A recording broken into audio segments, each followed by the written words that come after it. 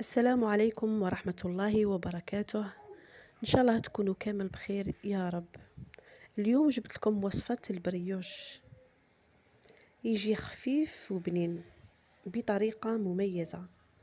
نبدأ على بركة الله بالمقادير وطريقة التحضير. بسم الله. اديت كاس حليب دافي، مغرف كبيرة خميرة الخبز، ربع كأس سكر عادي أي ما يعادل 4 معالق كبيرة، نصف كأس زبدة ولازم تكون باردة ما تكونش سخونة، بيضة كاملة.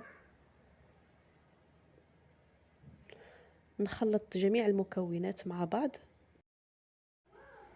نضيف الفانيليا وبشر الليمون أو البرتقال بلا ما ننسى قرصة ملح، ونزيد نخلط المكونات. نضيف الفارينة على حسب العجينة،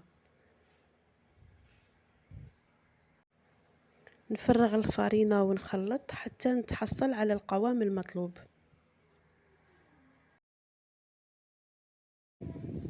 هنا العجينة بدات تتقالي، رايحة نستعمل يدية.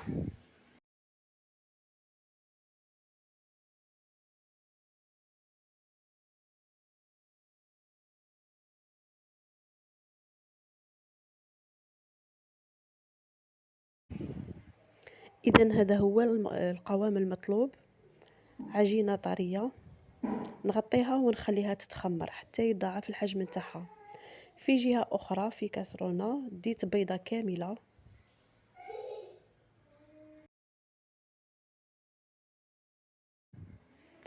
ضفت لها 2 مغارف كبار سكر عادي وشوية فانيليا. نخلط مليح ونضيف لهم مغرف كبيرة نتاع نشاء أو مايزينا. نزيد نخلط، نزيد نضيف كاس حليب بارد، نخلط ونديرهم فوق النار ونستمر في التخليط حتى نتحصل على كريمة بهذا الشكل. نغطي الكريمة بكيس بلاستيكي ونديرها في الثلاجة تبرد. من جهة أخرى ندي صينية الفرن، ندهنها بالزبدة ونزيد نرشها بالفارينة. ناخذ العجينة نتاعي نهبط لها الخميرة ونحطها في صينية الفرن ونقرصها، نغطيها ونخليها تتخمر مرة ثانية. بعد ما تتخمر نروح ندير لها ثقب أو ثقب، يعني بالطريقة هذه كما راكم تشوفوا. نستعمل صباعتية للزوج، السبابة والوسطى. نحفر بالطريقة هذه باش من بعد نحتاجهم باش ندير الكريمة تاعي.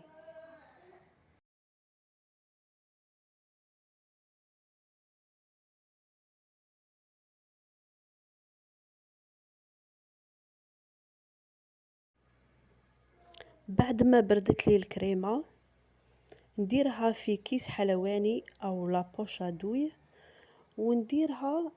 نفرغ الكريمة هذيك في الحفر اللي درتهم في العجينة تاعي في البريوش.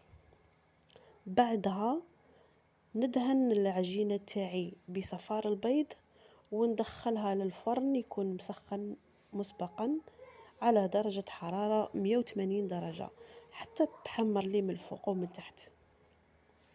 هذا هو الشكل تاعها بعد ما خرجتها من الفرن. نزينها بسكر الرطب. على أي حال التزيين يبقى حسب الرغبة وحسب الإمكانيات.